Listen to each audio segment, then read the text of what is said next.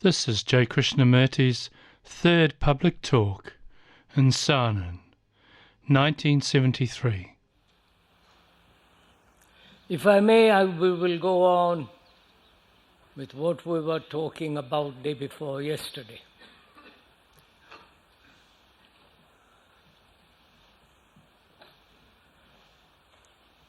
We said we had two central problems. One, knowing what the world is, which each one of us has created, with all its fragmentation and division, with its brutalities, chicanery, deceptions, violence and wars, and all the horrors that are going on.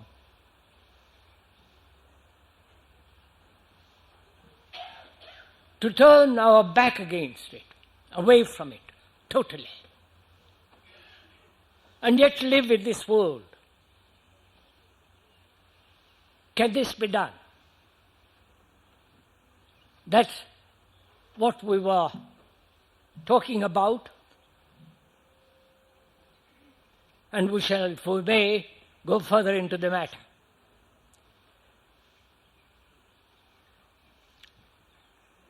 I do not know if you have considered how serious all this is. That it's not an entertainment, an amusement, something that one seeks out of pleasure or out of despair, but rather being aware of the whole situation, the various intricacies in the world movement, both historically, outwardly and inwardly.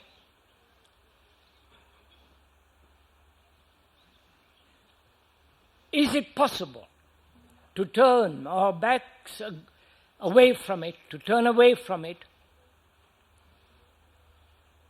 That is, to turn away from the culture, the civilization, all the man has put together throughout the centuries,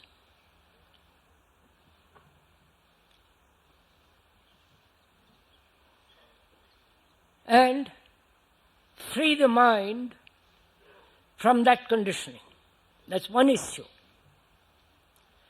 Then the other issue is whether it is possible in the very process of unconditioning the mind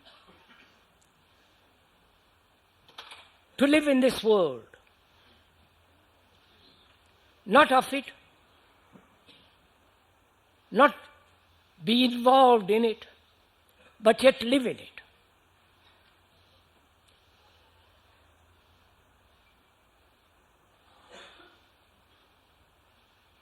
I do not know if you saw the other day on the television, happened to turn it on by chance, people killing baby seals.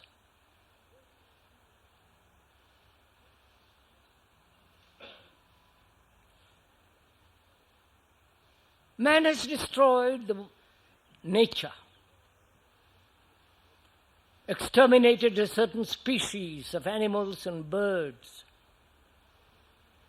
Man has created the most beautiful cathedrals in the world, and extraordinary mosques and temples.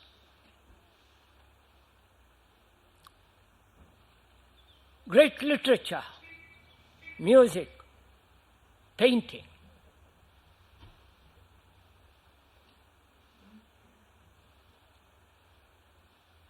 And that's all part of our culture. The beauty, the ugliness, the cruelty, the immense destruction of man by man. That's part of our civilization, of which we are. I do not know if you really realize deeply what is involved in all this, both economically, socially, religiously. If you have examined it fairly deeply, be concerned whether the structure can be changed. The structure that has created this world. And what has brought about this structure. And by merely changing the structure, will you change the man? This has been one of the problems of the world. Change the outer, then man will be changed inwardly. That has always been one of the arguments. But you see that it doesn't work that way. So man has to change, and thereby also change the structure.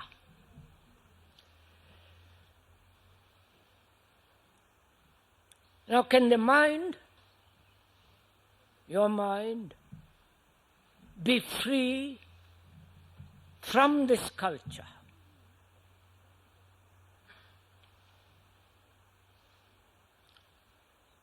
And what does it mean to be free from the culture? Is it a matter of analysis? Is it a matter of time?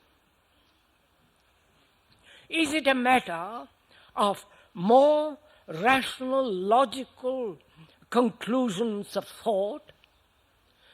Or is it a non-movement of thought? Please go into this with me a little bit. Perhaps it may be little,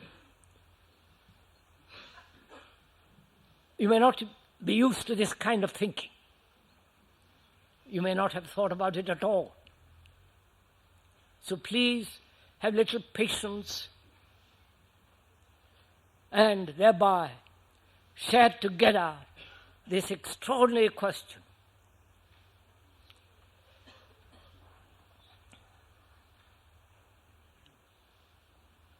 Can this conditioning of the mind, which has been brought about through time, experience, and knowledge, can this be analyzed, analytically dissolved, this conditioning?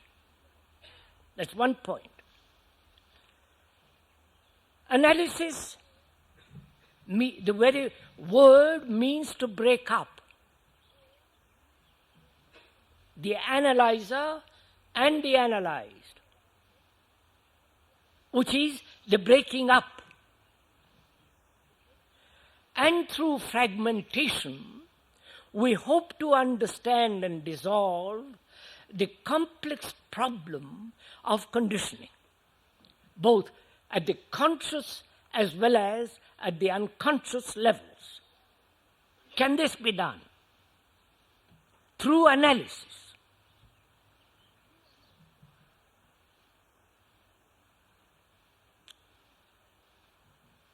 Of course, when you look at the problem of analysis, in it is involved the analyzer and the analyzed, taking months, years, and by that time you may be dead, and all that involves time. I can analyze myself very, very carefully, step by step, investigate the cause, the effect becoming the cause, which is a chain in which analysis is caught. You're following all this, I hope.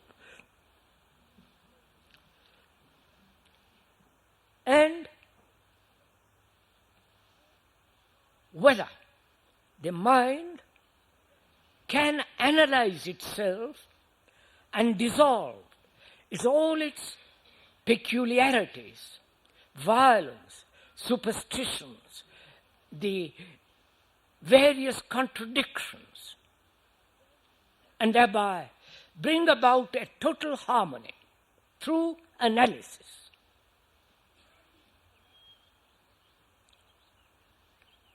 As we said, analysis implies time. And what is time? Time is both physical as well as psychological movement. If you have watched yourself, a movement from here to there, physically. A movement psychologically from what is to what should be, or what is transforming that through an ideology which is a movement in time. Right?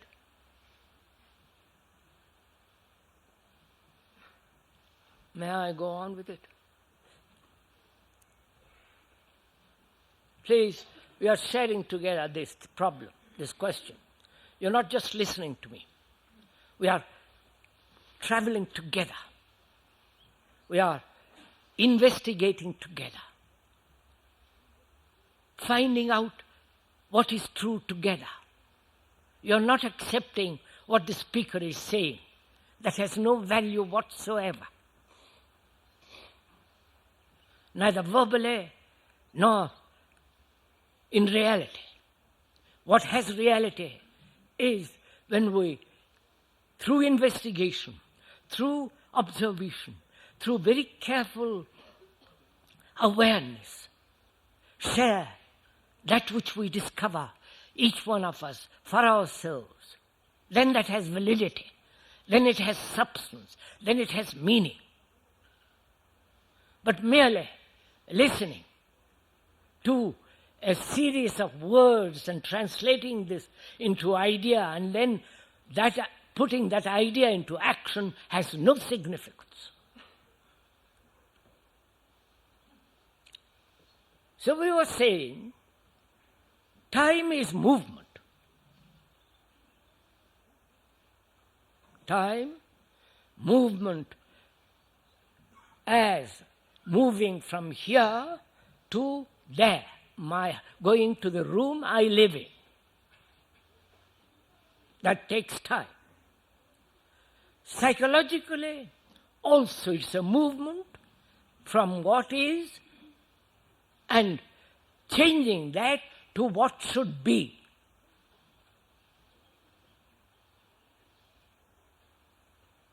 What is the result of the past, which is a movement in time to the present, and what should be is the movement in the future. The whole movement is time. Right?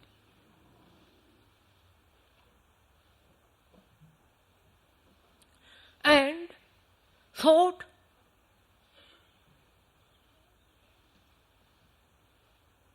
is always a process in time.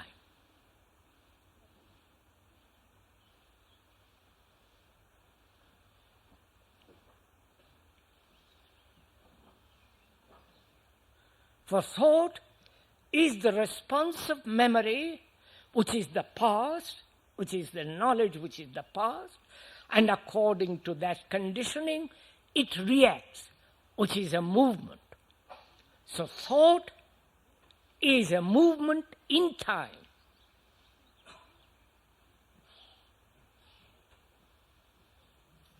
And analysis is a movement in time.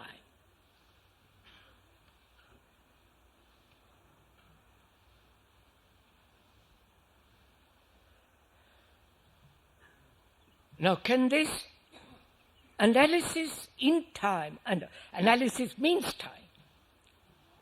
Analysis means the movement of thought examining itself.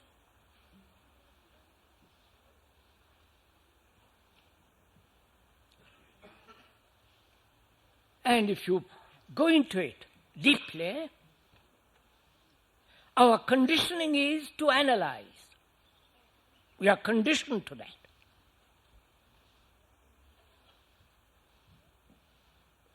And we never see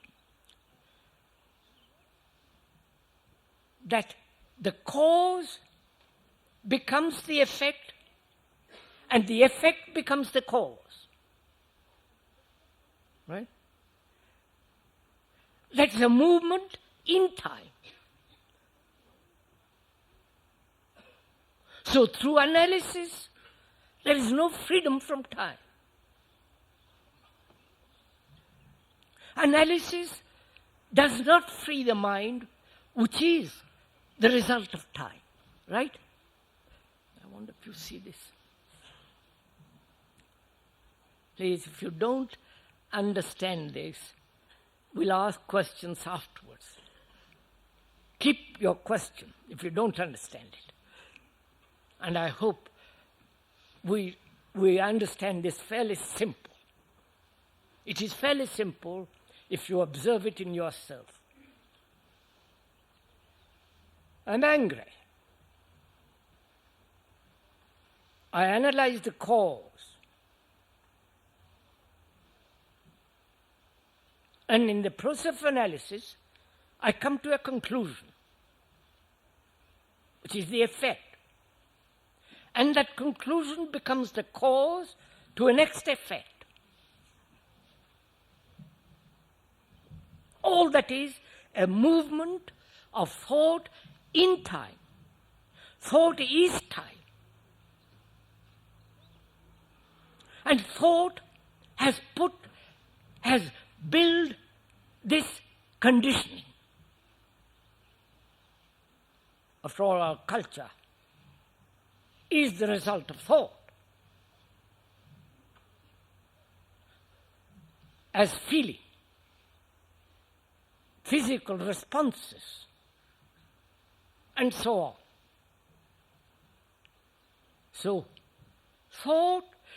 So, analysis cannot possibly resolve the conditioning of the human mind.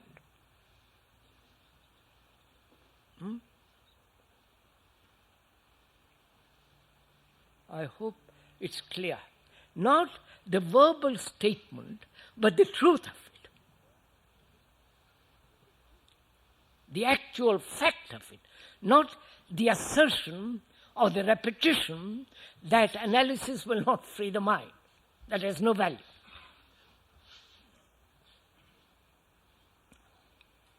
So, the mind, seeing the falseness of analysis,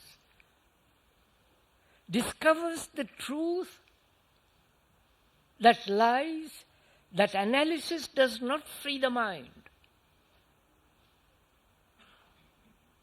That is, discovering the truth in the false. I wonder if you get all this.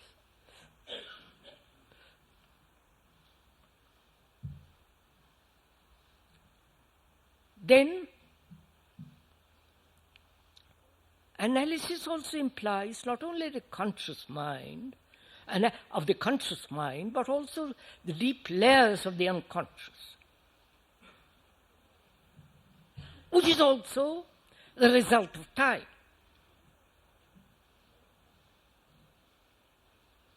This division between the conscious and the unconscious is artificial. Consciousness is total. We may divide it, we may break it up to examine. But it's a total movement within the field, within the area of time.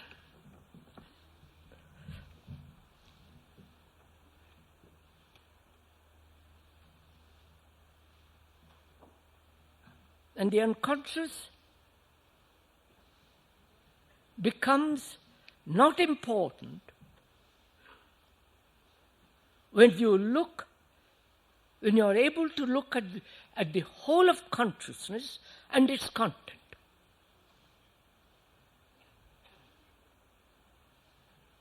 You understand? We look at ourselves fragmentarily. We look at ourselves through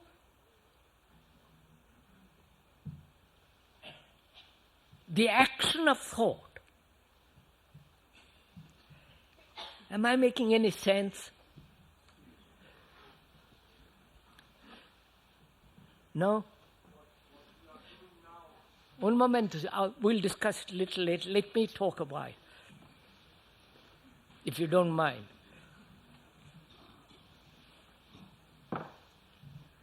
Look, sir, my consciousness is a total movement.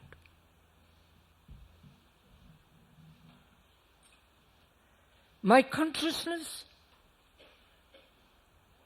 can be broken up as the conscious as the unconscious, as action and inaction,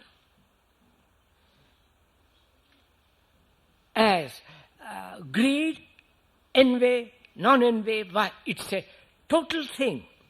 It's a total movement which can be fragmented in order to examine. And I see that examination of fragments doesn't bring about a comprehension of the total. Right? What is needed is to be aware of the total, not merely of the fragments. To be aware of the whole movement of consciousness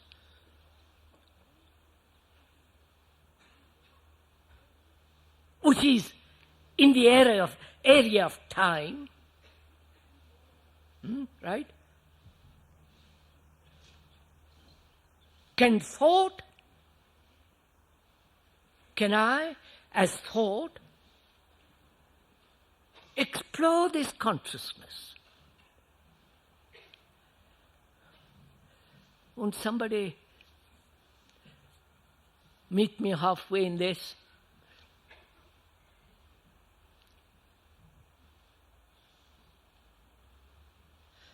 So what I'm trying to say is,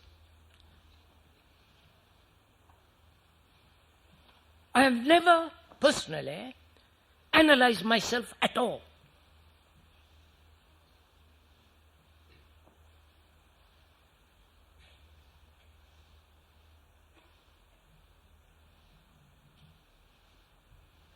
What has happened is to observe, and the very observation reveals the total.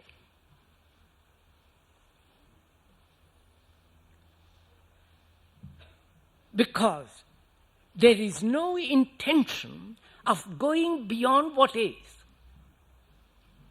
Going beyond what is the movement in time. Is that fairly clear? I'll go on to you to get it. So I see clearly the mind can, without analysis,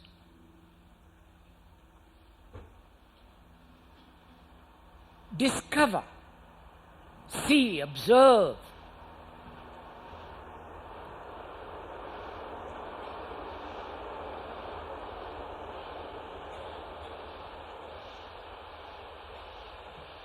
the total movement of consciousness.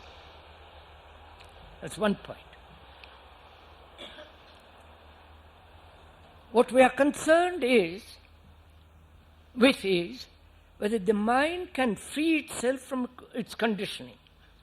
We see, I see, not you. I see it cannot free itself from its conditioning through analysis. That's very clear. And logically, sanely, reasonably, it is so if you go into it. All that involves time, and through time, to dissolve time is not possible.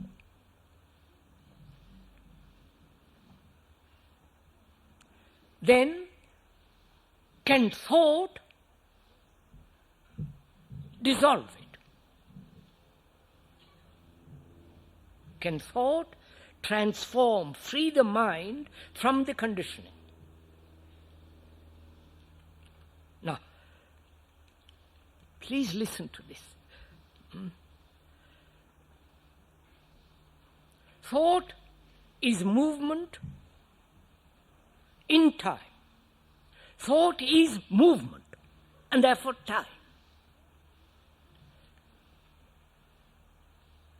And the examination by thought of the movement of the conditioning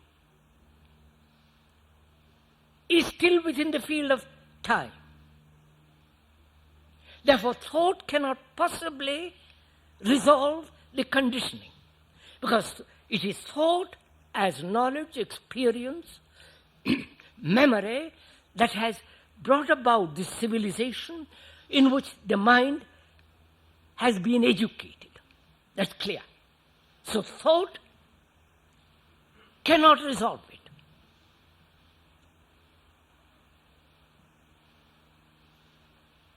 Analysis cannot, thought cannot. Then what have you? You understand? We have used thought as a means of conquering, destroying, changing, analyzing, overcoming. And I see thought cannot possibly bring freedom to the mind. So thought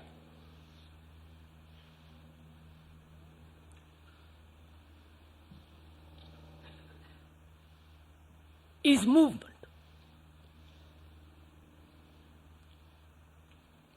Wait a minute.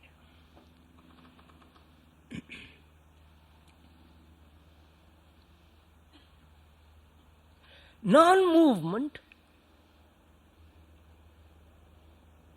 is freedom from time. Right?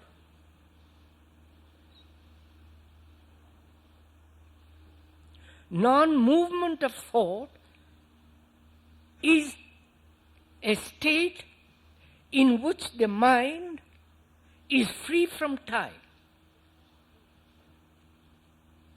Now, I'll go into this. You will see this.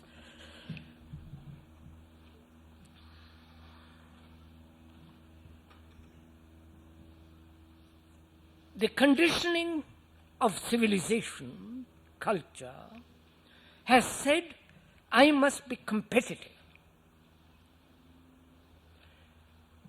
Has taught me to be violent, or rather helped me to be more violent.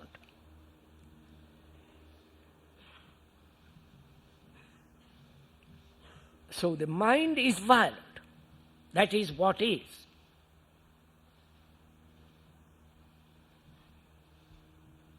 Can the mind be free of violence,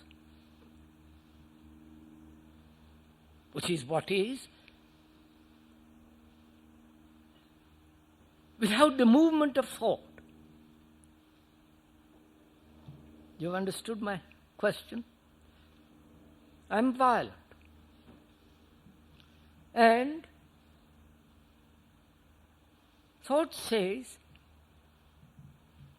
it is necessary in this civilization to be somewhat violent.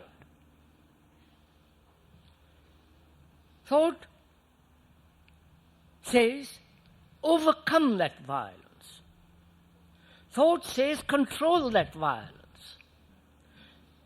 Utilize that violence. Which is encouraging, controlling, shaping that violence for its own purposes. That's what we are doing all the time. So thought, being a movement, is all the time acting upon what is, which is also the result of time and thought, right?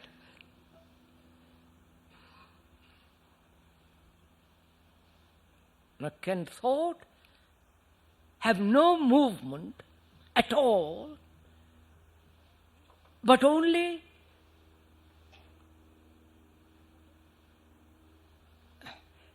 the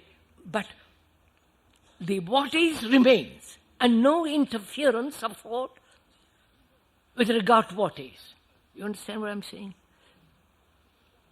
Look, sir, I'm violent. I know all the causes, how it has come about. I won't go into it. That's fairly clear. Part of the culture, part of the economic situation, encouragement, education, so on. Right. I'm violent. That's a fact. That is what is. Can the mind look at what is without any movement? Any movement is time. Right? So can the mind observe that violence without non-thought? That is, without time.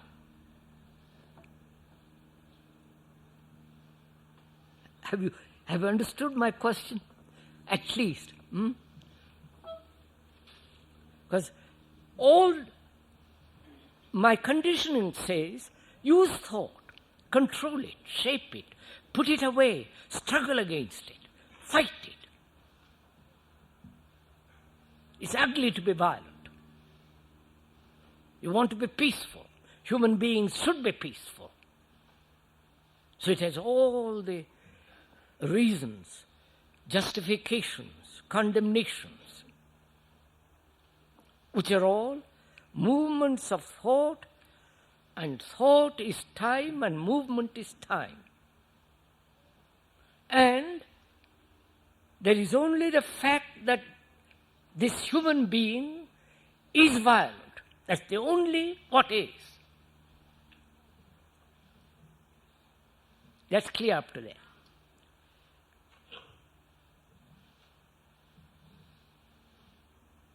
Can the mind look at what is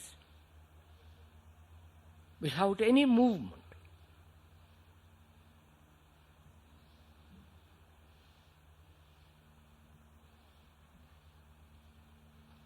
Right? And then look at what is. Let's examine what is. The what is violence. Right? And I've used a word to indicate a feeling which I've called violence. I've used a word that I've used a word with its meaning which I've already used before. Right? So I am recognizing the feeling in terms of the old. When I recognize something, it must be the old. So what is the result of thought. Right? And the mind meets without movement, which means without time, that which has been put together by thought. which I have called violence. So when non-movement meets time, thought, which is the movement of time, then what takes place? You're following all this?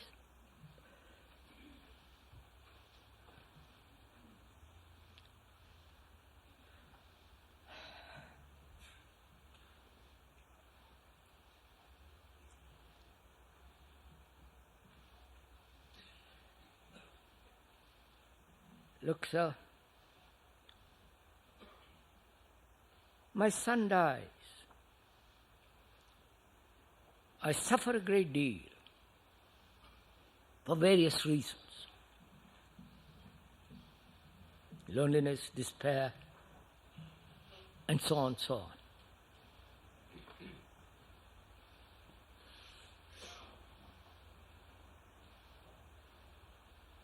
Then thought comes along, or thought says, I must overcome it. What is suffering. And the movement of thought is time. And the mind meets that suffering and tries to do something about it. Get away from it, run away from it, seek comfort, seances, mediums, belief. It goes through all that process, which is all a movement of time as thought. Now, to meet that suffering without any movement,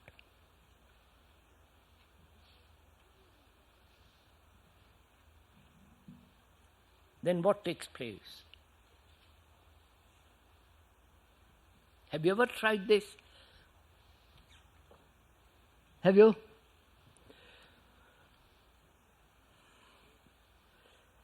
If you have,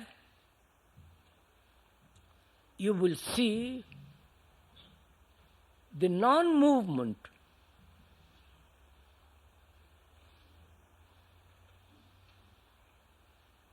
completely transforms the movement of time.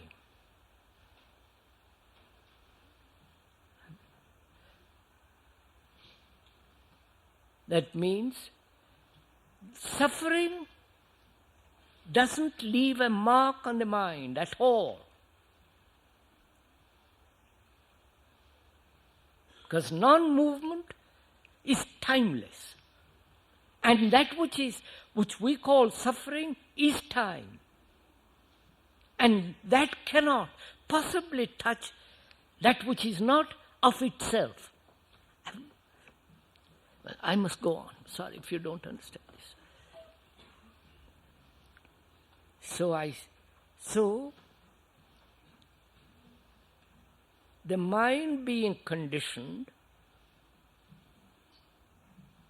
through culture, through environment, through knowledge, through experience, all that is the movement of time. And thought is also movement of time, is movement.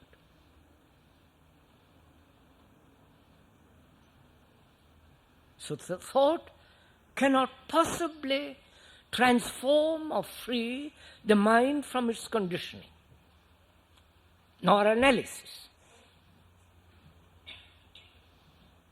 So, can the mind observe this conditioning, this educated entity,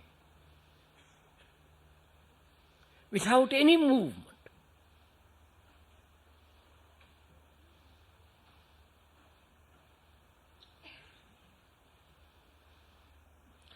Then you will see, if you do it, that all sense of control, imitation, conformity totally disappears.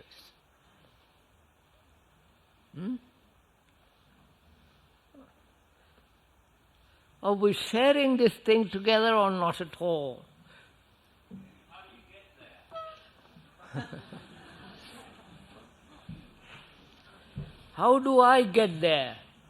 That's not so important, sir. How do you get there is more important.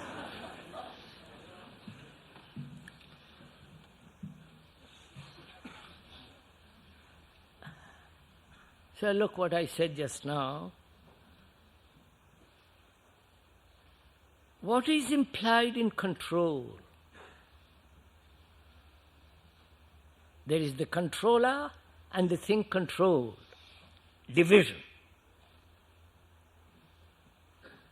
Therefore conflict. Therefore fragmentation. Right? And this movement of fragmentary activity is thought. I have been conditioned, my mind has been conditioned to control. That is, I must not do this. I must control it. And the controller is the past, obviously. And he has been taught to control, to fight, to have battle between the controller and the thing to be controlled.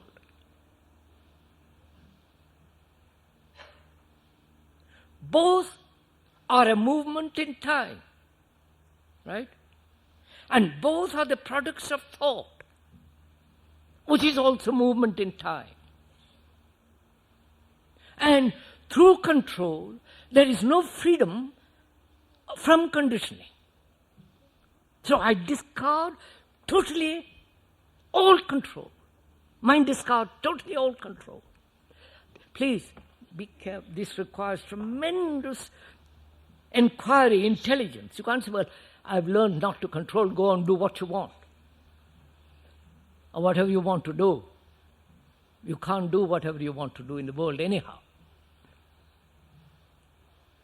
But when you see the truth of this, that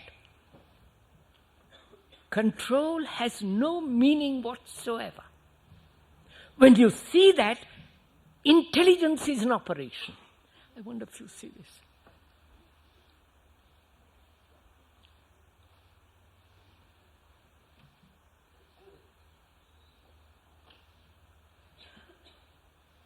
In the same way, conformity. Conformity to a pattern. Conformity to an idea. Conformity to a particular state or ideology, and so on.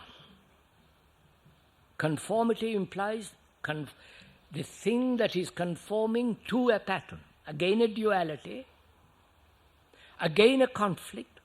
Both are the result of the movement of thought and time. Therefore, conformity, seeing that conformity will not free the mind from conditioning, is the act of intelligence.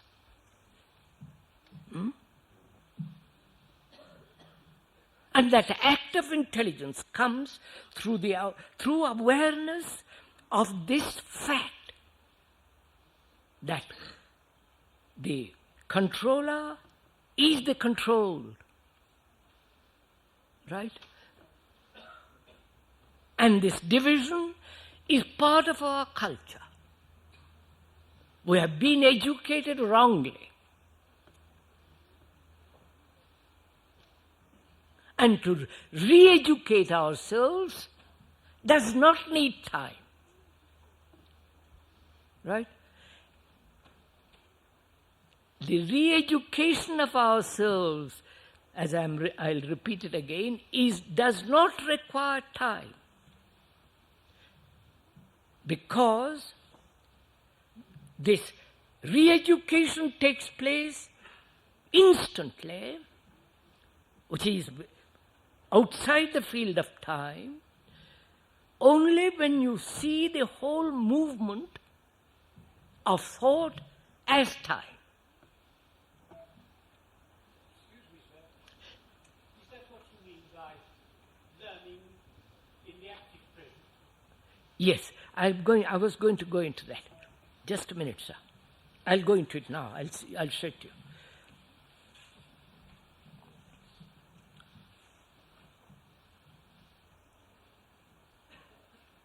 By nature, human beings are by nature, through heredity and so on, are violent. That's a fact. That's what it is. Sexually, morally, religiously, in every way they are violent human beings. That's what it is. Education has taught me, get over it gradually. Fight it. You will achieve at the end of a certain time, be free of this violence. Through ideals, through control, through conformity, through every form of discipline. That has been my education, human education.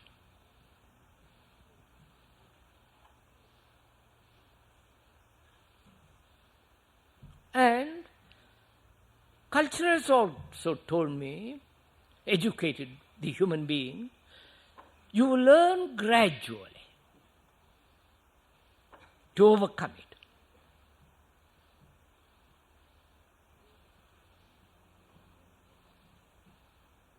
And in observing this fact, I see how false that is.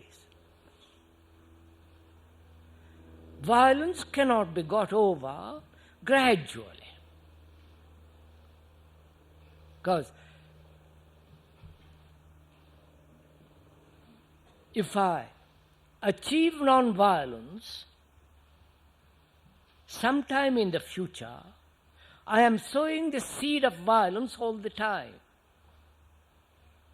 Relatively less or more. But I am sowing the seed all the time till I achieve non-violence.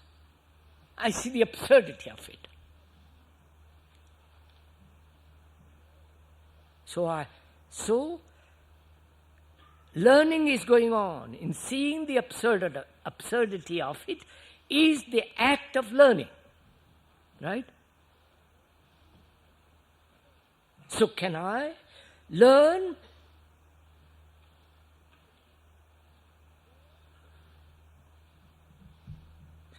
can I observe the fact of what is, which is violence, and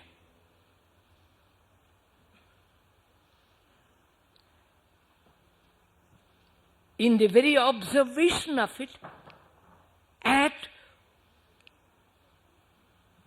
non-violently. I'll explain. I'll explain. My mind is violent. I observe it. Now, why do I observe it? I observe it in order to get over it. I observe it in order to not be hurt by it. So I observe it with a motive. I observe it with a motive which is the movement of time. Of course. So can I observe it without any movement? That means without any motive.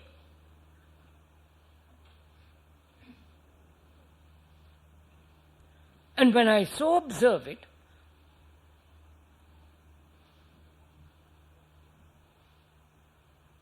that very observation is instant action.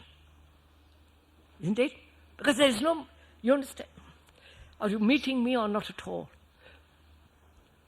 That gentleman asked, is learning always in the active present? Which we have talked about before at other talks. So may I put it this way? I don't want to learn about anything.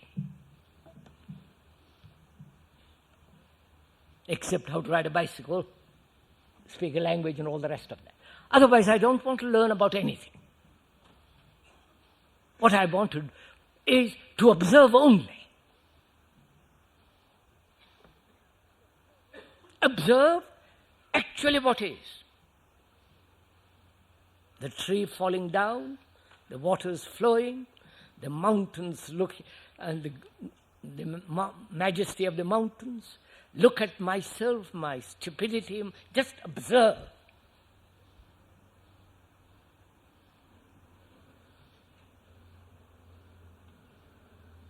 That is, you tell me I'm stupid. I watch, I observe, I listen very carefully, very silently, without any movement, to your statement.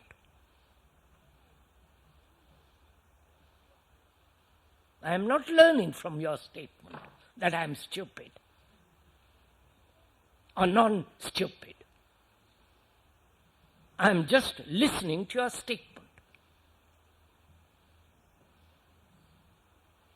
What takes place when I listen to the statement that I am stupid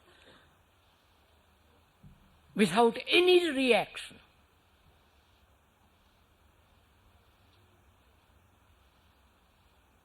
Am I then stupid? I am only stupid in comparison, through comparison. And I don't compare. That is what education has taught me, to compare. You following all this? I refuse to compare. Therefore, I am not stupid. No, please, don't laugh. Therefore, the mind, being incapable of comparison, doesn't say it's clever or dull. Therefore, attention to what is being said, written, or what you have heard, giving your complete attention,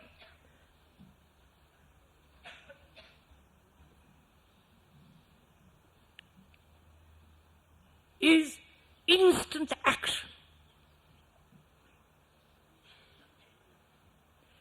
I'll take a very simple example. Wait a minute.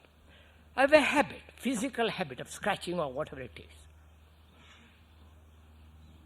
You point it out to me. Or I have watched it myself.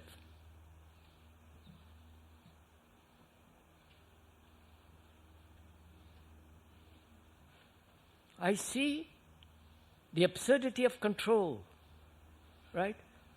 I've explained that.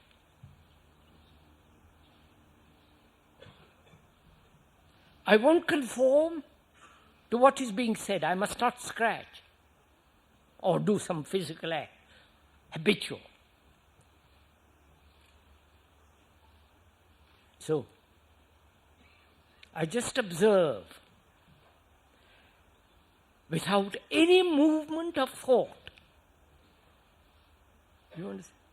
That's the central list, that's the key. I observe the fact that I am there is a physical habit of frowning or whatever it is. Observation without any movement of time as thought.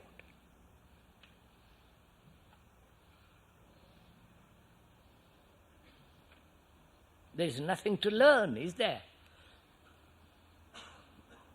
Why I scratch?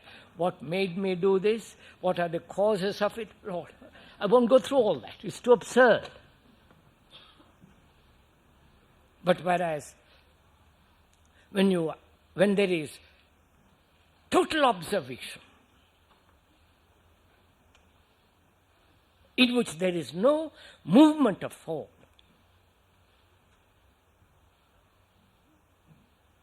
then there is instant action. The habit is broken.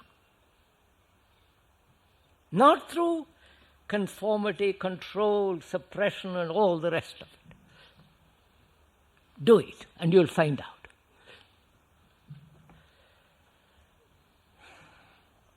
Now, next question is, can the mind, freeing itself from its conditioning, which is the result of time, live in this world which is made up of, which has been brought about by the intricacies of thought as movement in time?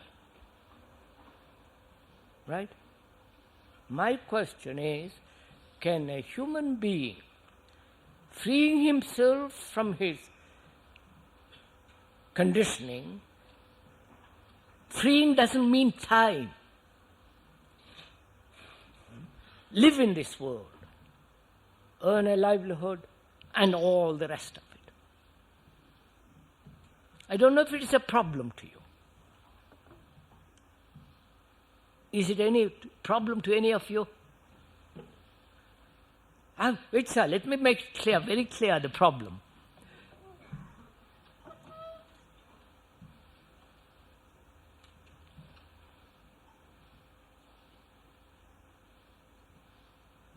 Total transformation of the human mind.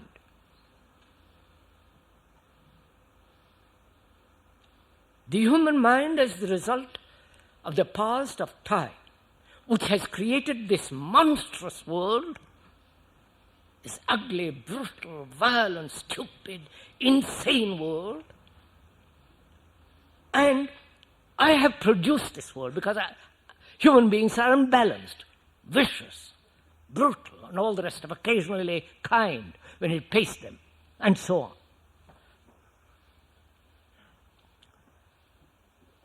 A total transformation of all that, that is total unconditioning of the mind. Can the mind, understanding this, seeing the truth of it, live in this world? You understand my question now?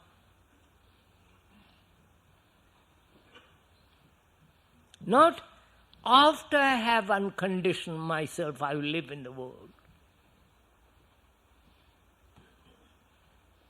But in the very act of freeing, not in the movement of freeing, which involves time, but in the very act of freeing, live in this world.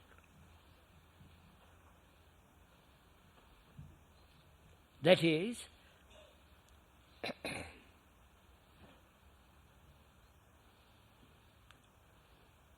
my education, my culture, my civilization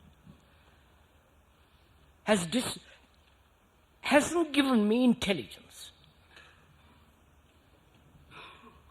I mean by intelligence, sensitivity, the highest form of sensitivity. It is impersonal. It's not your intelligence or my intelligence or the racial intelligence or the cultural intelligence. Intelligence has nothing to do with country, with culture, with religion, with persons. It is intelligence. Culture hasn't given me that. But in examining, in watching, in being aware of this conditioning, there is sensitivity to the movement of thought, of time, of all that. Out of that highest sensitivity comes intelligence. Now, that intelligence will operate when I am living in this world totally transformed from the world. Are you meeting? Mind has got totally new instrument.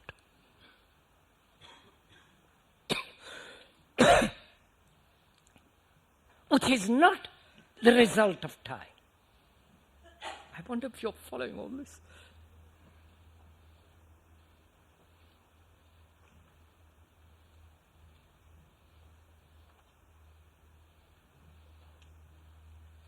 That is, sir, freedom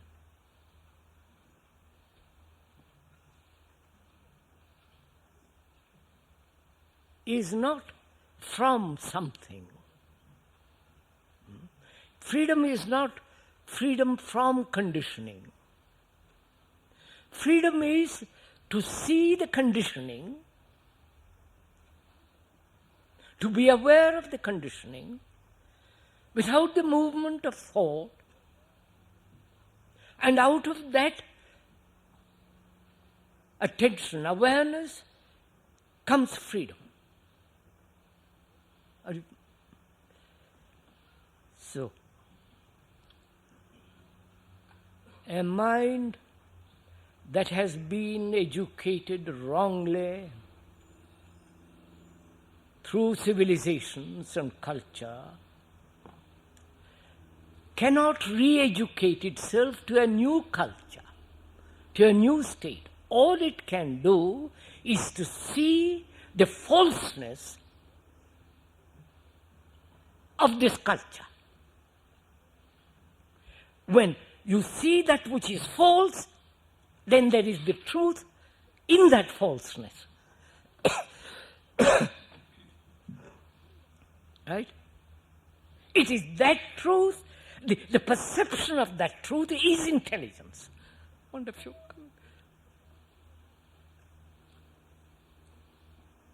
Have we traveled together at all this morning? Posso dirle qual è la nostra difficoltà? Bene, avanti. Lei chiede, So he's asking, sir. Wait a minute. lei chiede, io anzitutto una prima difficoltà è questa, si parla di pensiero, di condizionamento, di io e di mente. Ora, è presumibile che queste cose siano poi ancora la stessa cosa. Sì. Ora noi chiediamo a questa cosa che denominiamo con questi vari nomi di suicidarsi, di autoannullarsi, di Bene. distruggersi. Yeah. Questa è la difficoltà. You understand? No.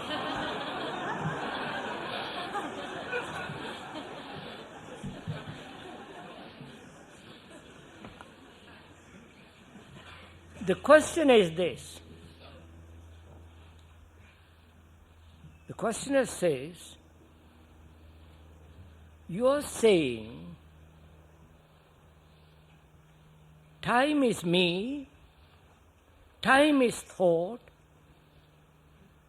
time is mine, so all that is the me. And you are asking me to destroy myself, which is to commit suicide.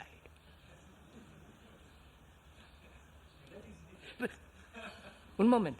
And that is the difficulty. That is the question.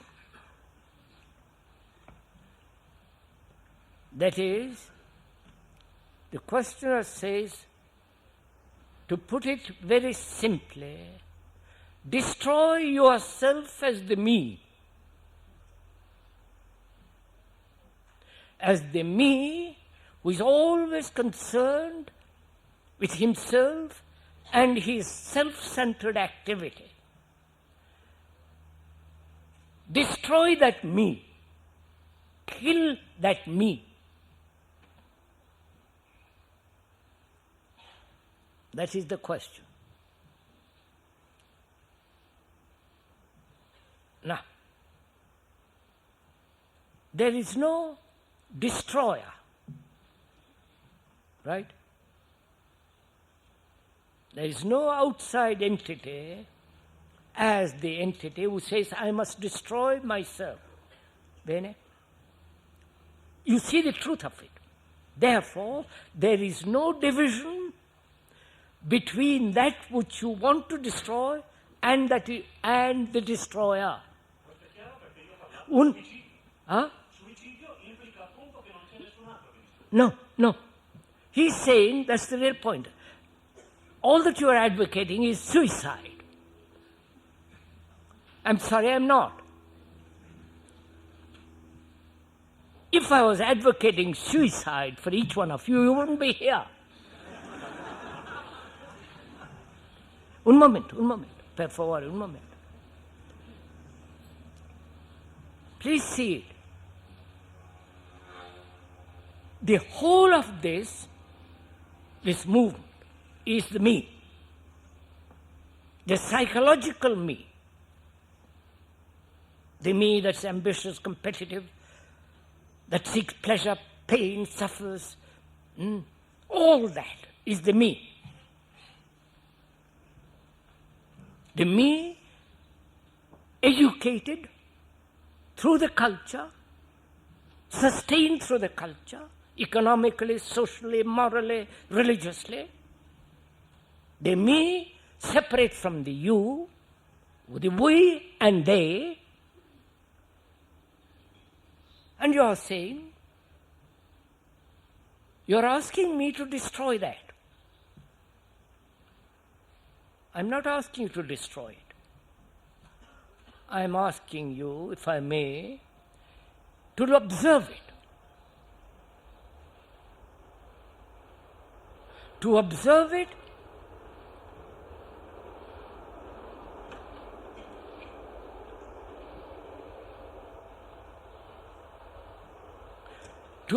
it without any movement of thought which has built up the me. Right? Ha capito? Just make sense. To observe the me without any movement of thought which has created the me. Can you observe without the movement of thought? That is, can you observe with no thought?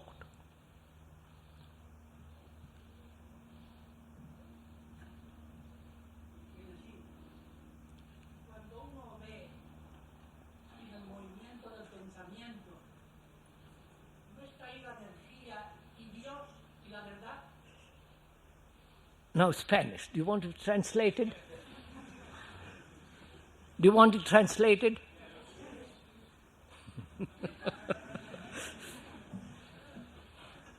When there is no me, Mr. Questioner asks, is that not the truth, the God? Look, I'm not going to answer this question because you're becoming speculative, theoretical. That has no meaning. It's like a man who is hungry and you give him a lot of words. He wants food, not words, ideas, suppositions, ifs. Now just wait. The first question is, he says, you're asking me to destroy myself. Destroy the me.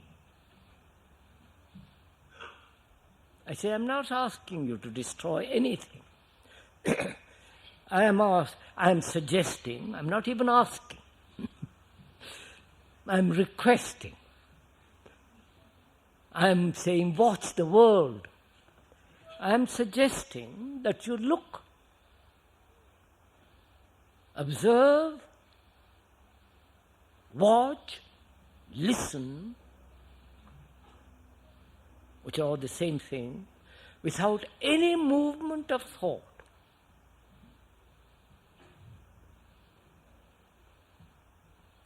When you do that, is there a me?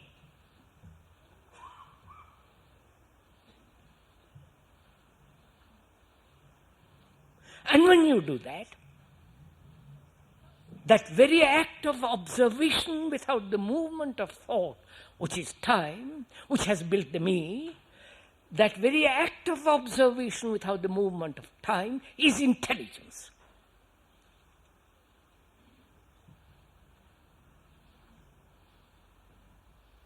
Now then you ask me further, how am I, who have functioned always with thought, because thought is the only thing that I have, as feeling, as sentiment, as love, as etc., etc. How am I to stop or change that thought which is constantly moving, put a stop to it, right? How am I to do it? Right? There is no way. There is only observation of this movement. Right? Observing the movement of thought. Who observes? So what do we mean by observation? Is there an observation if there is an observer?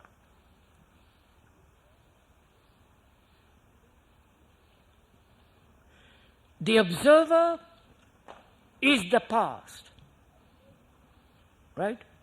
The observer is the educated, conditioned being who has separated himself as the observer, right? And so he says, I am going to observe you.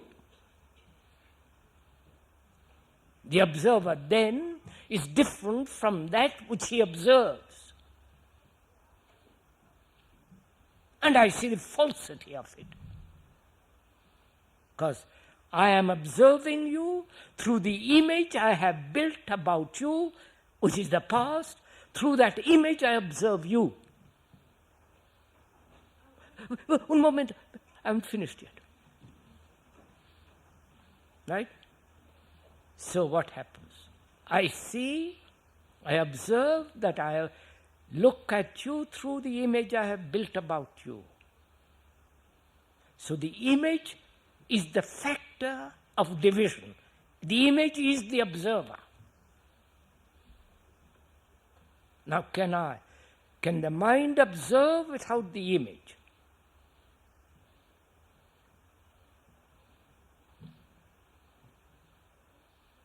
I have to find out. I don't sit down and say, theorize about it. I want to test it. I want to find out and put it into action. Not tomorrow. I want to do it now. You follow? This is tremendously important to me. Because I have been taught to examine everything through the image, either of the society or of the state or of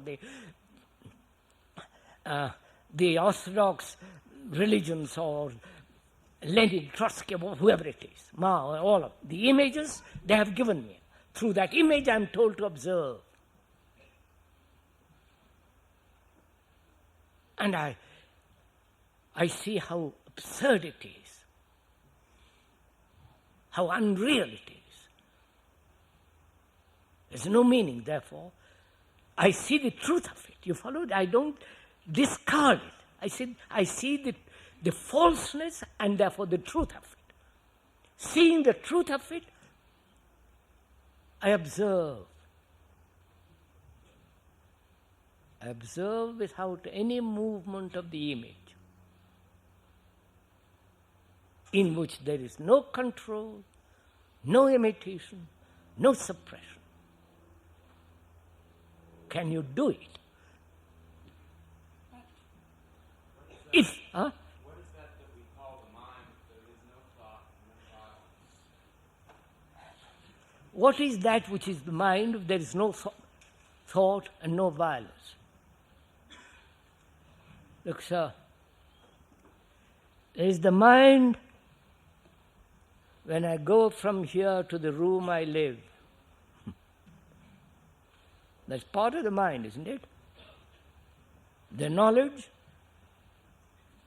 of the road which leads to the house, the knowledge of how to drive a car, the knowledge of talking to you in English. All that knowledge must be there. Otherwise I become cuckoo. But we are talking of knowledge as the factor of conditioning. The factor that I am a Hindu with all its superstitions, Catholic with all its absurdities. Or I am the Krishnamurtiite with all his absurdities. The mind then is free, goes into, I've talked about it enough, freeing the mind frees itself through the observation without the movement of thought as time.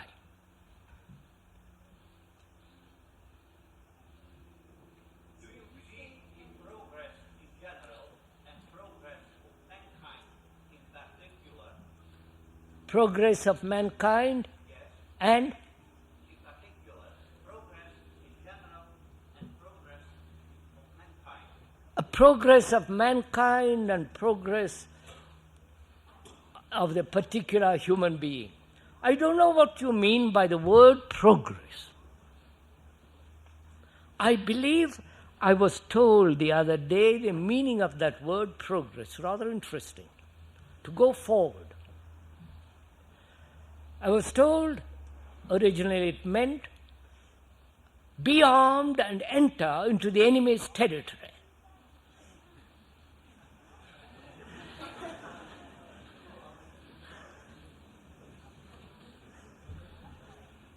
You are entering into the enemy's territory, therefore be armed when you enter.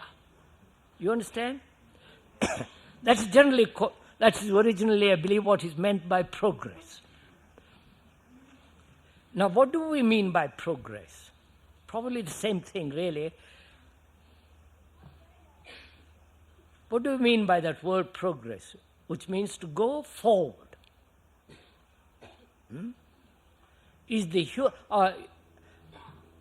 Are human beings going forward?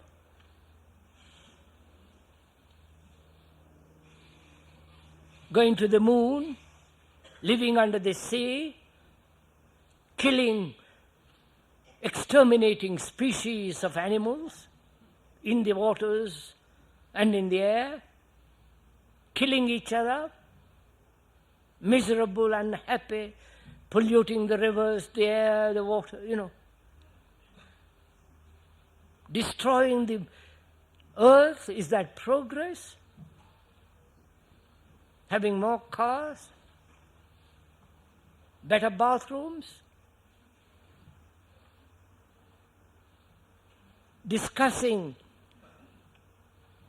at the round table of the United Nations about not to quarrel, but preparing underhand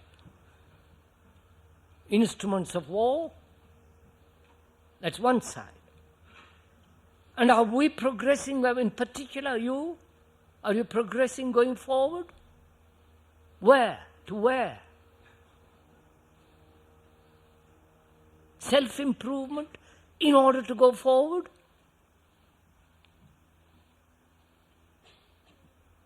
Is there improvement of the self?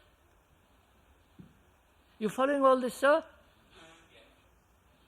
Can I improve myself? That means time.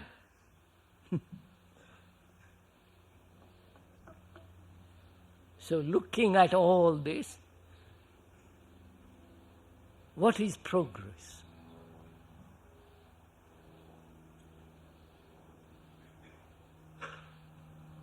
Or we shouldn't use that word at all.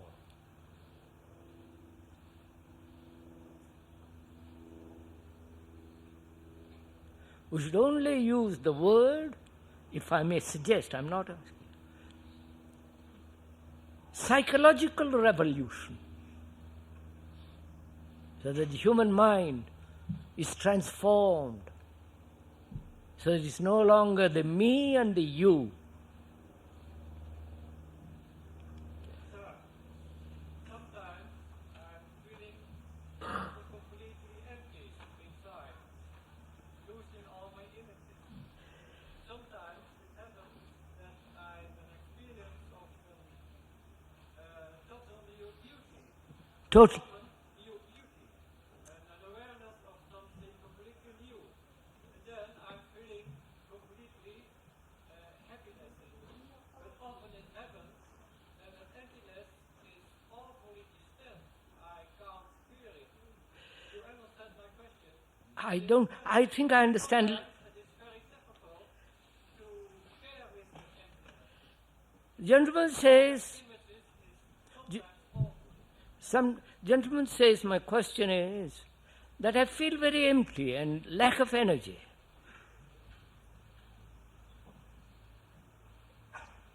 I feel utterly, incapable of doing things, thinking. And also, sometimes I feel great beauty. Is that it, sir?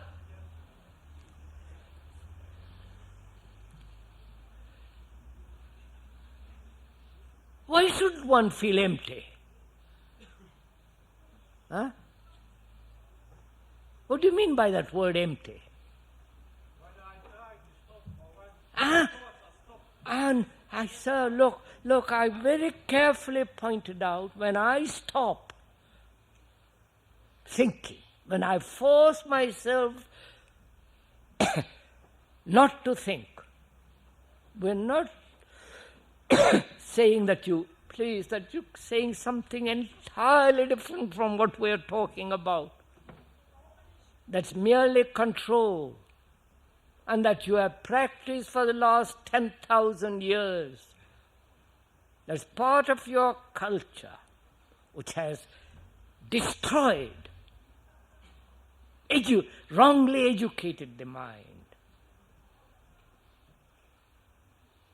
We are saying, sir, why shouldn't we be empty of all the things which man has put together in time?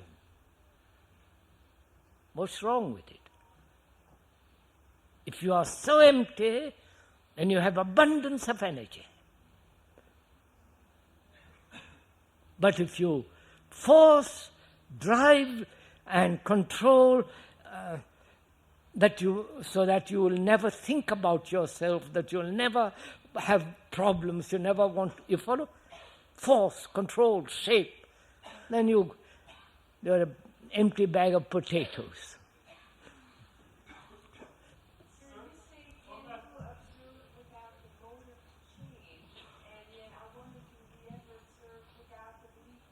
Come on, madam, I haven't understood. You say, can we observe without the motive to change? And yet, would we try and observe this way if we didn't believe we could change? Could you, questioner says, could you observe without any motive? Is that it? Why don't you try it? Instead of asking me, find out, please, do listen to this. Find out why you observe. Because I'm telling you, I don't have to tell you when you are hungry. You know you are hungry. So, are you observing because somebody tells you to observe? Which becomes the motive. But your own capacity to observe what is happening around the world. And from observing what is happening in the world, you observe yourself. It's a natural sequence. Without any motive, you can watch yourself. And if you watch without any motive, which is the movement of and so on, you You watch with such care, with such delicacy, with subtlety, with such swiftness, which is the act of intelligence. What is the time? Midi? We meet again on Sunday.